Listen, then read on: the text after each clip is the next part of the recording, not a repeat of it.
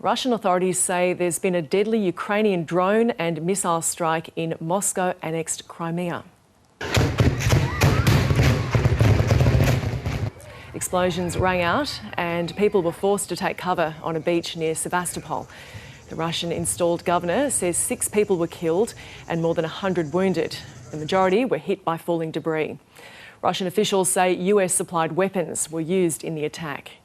As a result of the terrorist attack of the Kiev regime on Sevastopol, on a summer holiday, on a nice weather day when people were resting on the beach, using a cluster missile made in the United States. Unfortunately, at the moment, we have 124 wounded.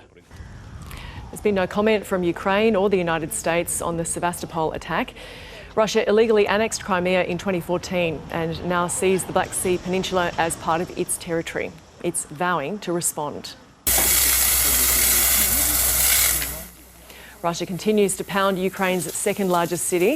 Officials in Kharkiv say at least 1 person was killed and 10 others injured in a series of Russian strikes in the northeast region.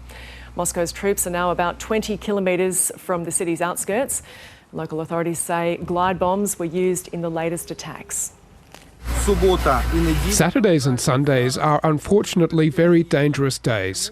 The most people are outside on the streets and the enemy wants to cause the most casualties. It is the Russians' total lack of morality and everything human. How else could you call it? They are not human. They are a nation of monsters. Terrorism expert Professor Greg Barton joins us now from Deakin University. Now, Russia vowing to respond after this deadly Ukrainian drone and missile strike in Moscow-annexed Crimea. Is this a worrying development here? It's worrying for Moscow. What we are seeing signs is that Ukraine is having success through these sort of longer distance attacks using UAVs, drones, to make the Crimean Peninsula basically an unsafe place for Russian occupation and certainly not a suitable place for basing military operations.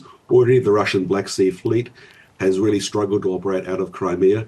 So that's a major win for Ukraine. They'd like to take back the Crimean Peninsula, their territory lost in 2014. But at the very least, they don't want it to be used as a base for attacks back into Crimea and to key ports like Odessa. So no one wants to see civilian lives lost, but this is a terrible, gruesome war. And the fact that Ukrainians are trying to defeat Russian military assets on the occupied peninsula is not surprising.